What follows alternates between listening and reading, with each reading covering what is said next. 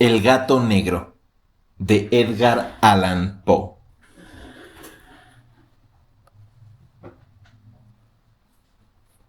No espero ni remotamente que se conceda el menor crédito a la extraña, aunque familiar historia que voy a relatar. Sería verdaderamente insensato esperarlo cuando mis mismos sentidos rechazan su propio testimonio. Sin embargo, no estoy loco y tampoco lo he soñado. Pero por si muero mañana quiero aliviar hoy mi alma, y para ello me propongo presentar ante el mundo, clara, sucintamente y sin comentarios, una serie de sencillos sucesos domésticos que por sus consecuencias me han torturado y anonadado. Así, solo trataré de aclararlos. A mí solo horror me han causado, pero quizá a muchas personas, más que terribles, les parezcan estrambóticos. Es posible que con el tiempo surja una inteligencia menos excitable que la mía. Es más, una inteligencia serena y lógica que sea capaz de darle a mi visión una forma regular y tangible y que no encuentre en las circunstancias que relato con horror, más que una sucesión de causas y efectos naturales. La docilidad y el afecto hacia todo fueron mis características durante mi niñez, y mi ternura de corazón era tan extremada que atrajo sobre mí las burlas de mis camaradas. Mi afición por los animales era extraordinaria y mi familia me había permitido poseer una gran variedad de ellos. Pasaba en su compañía casi todo el tiempo, y jamás me sentía más feliz que cuando les daba de comer o los acariciaba. Esta singularidad de mi carácter aumentó con los años, y cuando llegué a ser un hombre, llegó a constituir uno de mis principales placeres.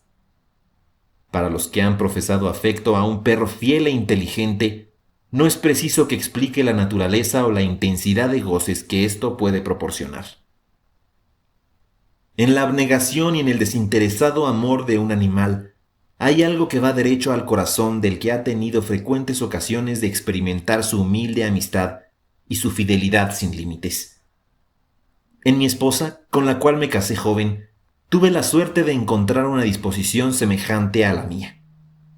Ella, consciente de mi inclinación hacia los animales domésticos, me proporcionaba frecuentemente los de las especies más agradables. Teníamos pájaros, un pez dorado, un perro hermosísimo, conejos, un pequeño mono y un gato. Este último animal, completamente negro, era tan robusto como hermoso y de una sagacidad maravillosa. Respecto a su inteligencia, mi mujer, que en el fondo era bastante supersticiosa, hacía frecuentes alusiones a la antigua creencia popular que veía brujas disfrazadas en todos los gatos negros. Esto no significa que ella tomase esta preocupación muy en serio, y si lo menciono es solo porque en este momento lo he recordado. Plutón, que era el nombre del gato, era mi amigo y camarada favorito. Yo le daba de comer y él me seguía por la casa a donde quiera que iba. Esto no me molestaba en absoluto y así llegué a permitirle que me acompañara por las calles. Nuestra amistad subsistió así muchos años durante los cuales mi carácter, por obra del demonio de la intemperancia, aunque me avergüence de confesarlo, sufrió una alteración radical. Día a día me volví más taciturno, más irritable y más indiferente a los sentimientos ajenos. Llegué a emplear un lenguaje brutal con mi mujer y más tarde hasta la injurié con violencias personales. Mis pobres favoritos naturalmente sufrieron también este cambio en mi carácter, pues ya no solamente los abandonaba, sino que llegué a maltratarlos. El afecto que todavía conservaba a Plutón me impedía golpearlo, aunque no tenía escrúpulos en maltratar a los conejos, al mono y aún al perro, cuando por acaso o por cariño se atravesaban en mi camino. Mi enfermedad me invadía cada vez más. Pues, ¿qué enfermedad es comparable al alcoholismo? Y con el tiempo hasta el mismo Plutón, que entre tanto envejecía y naturalmente se iba haciendo un poco irritable, empezó a sufrir las consecuencias de mi mal humor. Una noche que entré en casa completamente borracho, me pareció que el gato evitaba mi vista. Lo agarré, pero él, espantado de mi violencia, me hizo en una mano, con sus dientes, una herida muy leve. Me pareció que el alma abandonaba mi cuerpo y una rabia más que diabólica, saturada de ginebra, penetró en cada fibra de mi ser. Saqué del bolsillo del chaleco un cortaplumas. Lo abrí. Agarré al pobre animal por la garganta y deliberadamente le hice saltar un ojo de su órbita. Al escribir esta abominable atrocidad me avergüenzo, me consumo y me estremezco. Por la mañana, al recuperar la razón, cuando se hubieron disipado los vapores de mi crápula nocturna, experimenté una sensación de horror y remordimiento por el crimen que había cometido. Fue solo un débil e inestable pensamiento, pero el alma no sufrió las heridas. Persistí en mis excesos, y bien pronto ahogué en vino todo recuerdo de mi criminal acción. El gato sanó lentamente. La órbita del ojo perdido presentaba en verdad un aspecto horroroso, pero en adelante no pareció sufrir. Iba y venía por la casa según su costumbre, pero huía de mí con indecible horror. Aún quedaba en mí suficiente benevolencia para sentirme afligido por esta antipatía evidente de parte de un ser que tanto me había amado. Pero a este sentimiento bien pronto sucedió la irritación, y entonces desarrollóse en mí para mi postrera e irrevocable caída el espíritu de la perversidad, del que la filosofía ni hace mención. Porque con la misma seguridad con que creo existe mi alma, creo también que la perversidad es uno de los impulsos primitivos del corazón humano y una de las facultades o sentimientos elementales que dominan el carácter del hombre.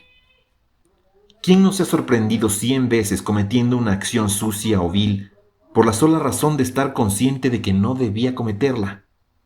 ¿No tenemos acaso una perpetua inclinación, a pesar de la excelencia de nuestro juicio, a violar lo que nos está prohibido sencillamente porque comprendemos que es ley? Este espíritu de perversidad, repito, fue el que causó mi ruina completa. El deseo ardiente, insondable del alma, de atormentarse a sí misma, de violentar su propia naturaleza, de hacer el mal por amor al mal, me impulsaba a continuar el suplicio a que había condenado al inofensivo animal, hasta que una mañana con absoluta sangre fría, le puse un nudo corredizo alrededor del cuello y lo colgué de una rama de un árbol. Lo ahorqué con los ojos arrasados en lágrimas y experimentando el más amargo remordimiento en el corazón. Lo ahogué porque sabía que me había amado y porque sentía que no me hubiese dado ningún motivo de cólera. Lo ahorqué porque sabía que haciéndolo cometía un pecado mortal que comprometía mi alma al extremo de colocarla, si tal cosa es posible, fuera de la misericordia infinita del Dios piadoso y terrible. En la noche que siguió al día en que fue ejecutada esta cruel acción, fui despertado a los gritos de fuego. Las cortinas de mi lecho estaban convertidas en llamas y toda la casa ardía. Con gran dificultad escapamos del incendio mi mujer, un criado y yo. La destrucción fue completa y se aniquiló toda mi fortuna. Entonces me entregué a la desesperación. No intento establecer una relación entre la causa y el efecto, entre la atrocidad cometida y el desastre. Estoy muy por encima de esta debilidad. Solo doy cuenta de una cadena de hechos y no quiero que falte ningún eslabón. El día siguiente al incendio visité las ruinas. Los muros se habían desplomado exceptuando uno. Y esta única excepción fue un tabique interior poco sólido situado casi en la mitad de la casa y contra el cual se apoyaba la cabecera de mi lecho. Dicha pared había escapado en gran parte a la acción del fuego, cosa que yo atribuía que había sido renovada recientemente. En torno a este muro agrupábase una multitud de gente y muchas personas parecían examinar algo muy particular, con minuciosa y viva atención. Las palabras extraño, singular y otras expresiones semejantes excitaron mi curiosidad. Me aproximé y vi, a manera de un bajorrelieve esculpido sobre la blanca superficie, la figura de un gigantesco gato. La imagen estaba estampada con una exactitud verdaderamente maravillosa. y había una cuerda alrededor del cuello del animal. Al momento de ver esta aparición, pues en semejante circunstancia no podía menos de considerarla como tal, mi asombro y mi temor no tuvieron límites. Pero al fin la reflexión vino en mi ayuda. Recordé entonces que el gato había sido ahorcado en un jardín contiguo a la casa. Probablemente a los gritos de alarma el jardín había sido invadido de inmediato por la multitud. El animal descolgado del árbol por alguno de ellos y arrojado en mi cuarto a través de una ventana abierta. Esto seguramente lo habían hecho con el fin de despertarme. La caída de los otros muros había aplastado a la víctima de mi crueldad en el yeso recientemente extendido. La cal de este muro, combinada con las llamas y el amoníaco desprendido del cadáver, habrían formado la imagen tal como yo la veía. Merced a este artilugio, logré satisfacer muy pronto a mi razón, lo que no pude hacer tan rápidamente con mi conciencia, porque el suceso sorprendente que acabo de relatar grabóse en mi imaginación de una manera profunda. Hasta pasados muchos meses no pude desembarazarme del espectro del gato, y durante este periodo envolvió mi alma una especie de sentimiento muy semejante al remordimiento. Llegué hasta a llorar la pérdida del animal y a buscar en torno mío en los tugurios miserables que tanto frecuentaba habitualmente otro favorito de la misma especie y parecido a él, que lo reemplazara. Una noche que me hallaba sentado, medio aturdido, en una taberna más que infame, fue repentinamente solicitada mi atención hacia un objeto negro que reposaba en lo alto de uno de esos inmensos toneles de ginebra o ron que componían el principal ajuar de la sala. Hacía unos momentos que miraba yo a lo alto de este tonel y lo que me sorprendió fue no haber notado antes el objeto colocado encima. Me aproximé tocándolo con la mano. Era un enorme gato, tan grande como Plutón e igual a él en todo menos en una cosa. Plutón no tenía ni un solo pelo blanco en todo el cuerpo. En cambio, este tenía una salpicadura larga y blanca de forma indefinida que le cubría casi toda la región del pecho. No bien lo hube acariciado cuando se levantó súbitamente. Prorrumpió en un continuado ronquido, se frotó contra mi mano y pareció contento de mi atención. Era pues el verdadero animal que yo buscaba. Al momento propuse al dueño de la taberna que me lo vendiera, pero éste no se dio por enterado. Yo no le conocía ni lo había visto nunca antes de aquel momento. Continué acariciándolo y cuando me disponía a regresar a mi casa, el animal se mostró decidido a acompañarme. Le permití que lo hiciera, agachándome de cuando en cuando para acariciarlo durante el camino. Cuando llegamos a casa pareció contento y satisfecho, haciendo enseguida gran amistad con mi mujer. Por mi parte, bien pronto sentí nacer antipatía contra él. Era casualmente lo contrario de lo que yo había esperado. No sé cómo ni por qué sucedió esto. Su empalagosa ternura me disgustaba, fatigándome casi. Estos sentimientos de disgusto y fastidio fueron poco a poco convirtiéndose en odio. Esquivaba su presencia, pero una especie de sensación de bochorno y el recuerdo de mi primer acto de crueldad me impidieron maltratarlo, y durante algunas semanas me abstuve de tratarlo con violencia. Llegué a tomarle un indecible horror y a huir silenciosamente su odiosa presencia, como la de la peste. Seguramente lo que aumentó mi odio contra el animal fue el descubrimiento que hice en la mañana siguiente de haberlo traído a casa.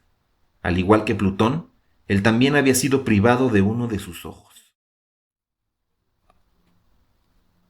Esta circunstancia hizo que mi mujer le tomase más cariño, pues, como ya he señalado, ella poseía en alto grado esa ternura de sentimientos que había sido mi rasgo característico y el manantial frecuente de mis más sencillos y puros placeres.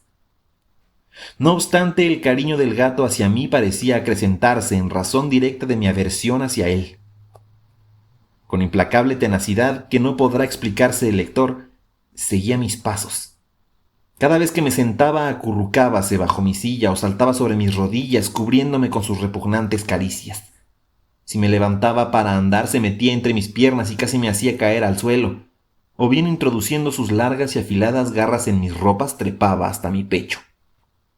En tales momentos, aunque hubiera deseado matarlo de un solo golpe, Me contenía en parte por el recuerdo de mi primer crimen, pero principalmente, debo confesarlo, por el terror que me causaba el animal. Este terror no era de ningún modo el espanto que produce la perspectiva de un mal físico, pero me sería muy difícil denominarlo de otro modo. Lo confieso abochornado.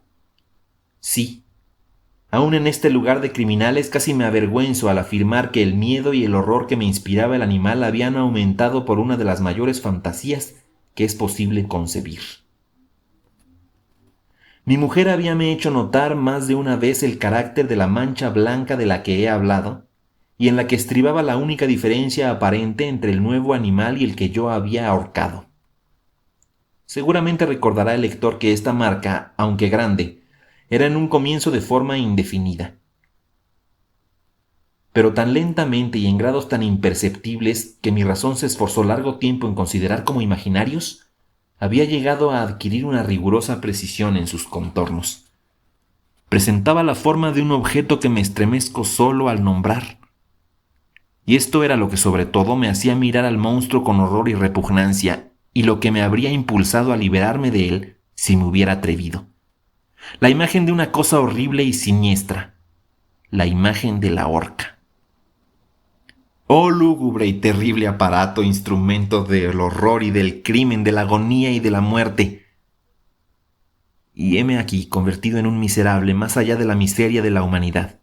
Un animal inmundo cuyo hermano yo había destruido con desprecio, una bestia bruta creando para mí, hombre formado a imagen del Altísimo, tan grande e intolerable infortunio. Desde entonces no volví a disfrutar de reposo ni de día ni de noche.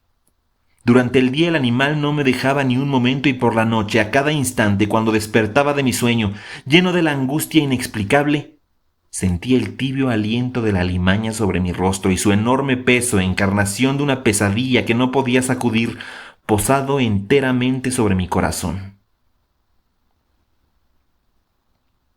Tales tormentos influyeron lo bastante para que lo poco bueno que quedaba en mí desapareciera.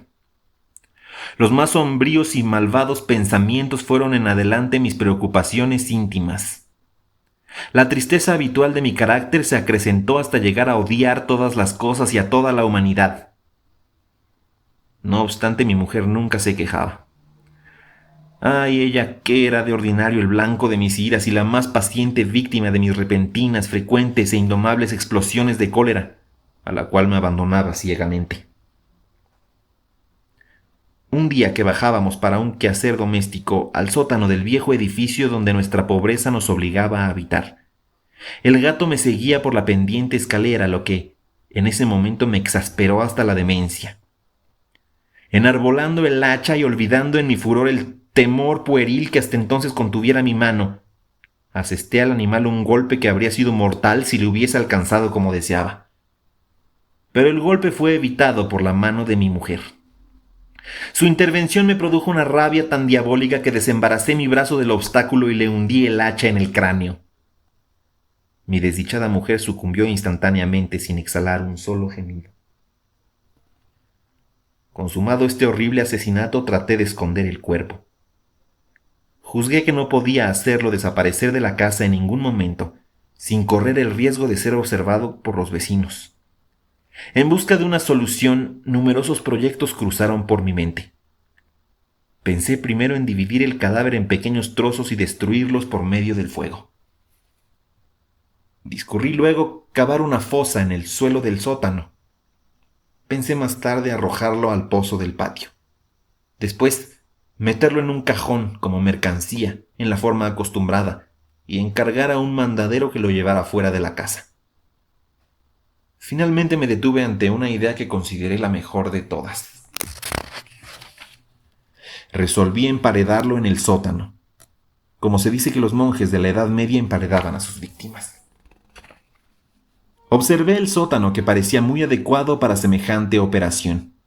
Los muros estaban construidos en forma muy ligera y recientemente habían sido cubiertos en toda su extensión de una capa de mezcla que la humedad había impedido que se endureciese. Por otra parte, en una de las paredes había un hueco que era una falsa chimenea o especie de hogar, que había sido enjalbegado como el resto del sótano. Calculé que me sería fácil quitar los ladrillos de este sitio, introducir el cuerpo y colocarlos de nuevo de manera que ningún ojo humano pudiera sospechar lo que allí se ocultaba. No salió fallida mi suposición.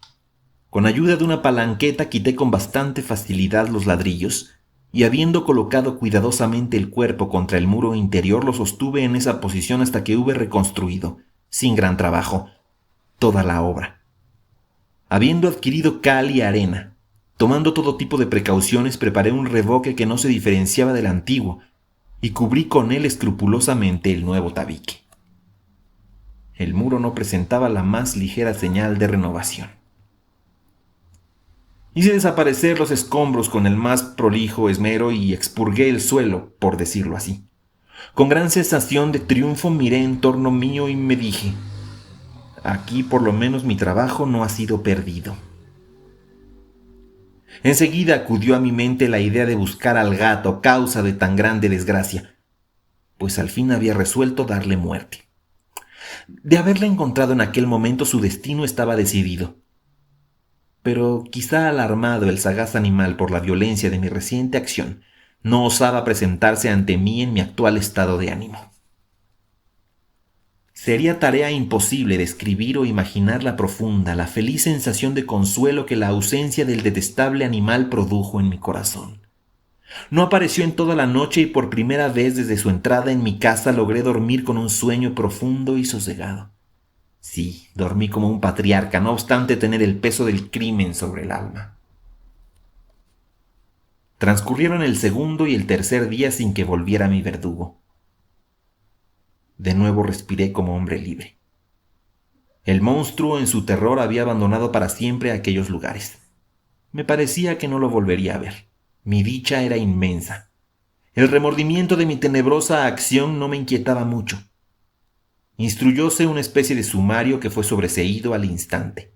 La indagación practicada no dio el menor resultado. Habían pasado 4 días desde que cometí el asesinato cuando un grupo de agentes de policía se presentó inopinadamente en casa y se procedió de nuevo a una prolija investigación. Como tenía plena confianza en la impermeabilidad del escondrijo, no experimenté zozobra. Los funcionarios me obligaron a acompañarlos en el registro, que fue minucioso en extremo. Por último, y por una tercera o cuarta vez, descendieron al sótano. Mi corazón latía regularmente, como el de un hombre que confía en su inocencia. Recorrí de uno a otro extremo el sótano, crucé mis brazos sobre el pecho y me pasé afectando tranquilidad, de un lado para el otro. La justicia estaba plenamente satisfecha y se preparaba a marchar. Era tanta la alegría de mi corazón que no podía contenerla. Me abrazaba el deseo de decir algo, aunque no fuese más que una palabra en señal de triunfo, y hacer indubitable la convicción de mi inocencia. «Señores», dije al fin cuando ya subían la escalera, «estoy satisfecho de haber desvanecido vuestras sospechas. Deseo a todos buena salud y un poco más de cortesía. Y de paso, caballeros, vean aquí una cosa singularmente bien construida». En mi ardiente deseo de decir alguna cosa apenas sabía de lo que hablaba. «Les puedo asegurar que esta es una casa admirablemente hecha. Estos muros... ¿Van ustedes a marcharse, señores? Estas paredes están fabricadas sólidamente». Y entonces, con una audacia frenética, golpeé fuertemente con el bastón que tenía en la mano precisamente sobre la pared de tabique detrás de la cual estaba el cadáver de la esposa de mi corazón. Ah, que Dios me proteja y me libre de las garras del demonio. No se había extinguido aún el eco de mis golpes cuando una voz surgió del fondo de la tumba.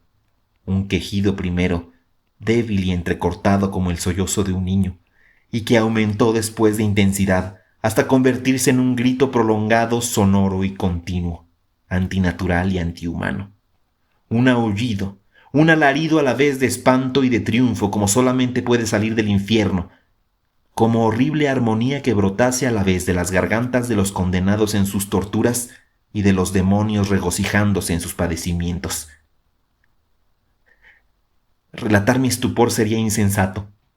Sentí agotarse mis fuerzas y caí tambaleándome contra la pared opuesta. Durante un instante los agentes que estaban ya en la escalera quedaron paralizados por el terror. Un momento después, una docena de brazos vigorosos caían demoledores sobre el muro, que vino a tierra enseguida. El cadáver, ya bastante descompuesto y cubierto de sangre cuajada, apareció rígido ante la vista de los espectadores. Encima de su cabeza, con las rojas fauces dilatadas y el ojo único despidiendo fuego, estaba subida la abominable bestia cuya malicia me había inducido al asesinato y cuya voz acusadora me había entregado al verdugo. El monstruo había sido emparedado por mí al mismo tiempo que escondía a mi desgraciada víctima.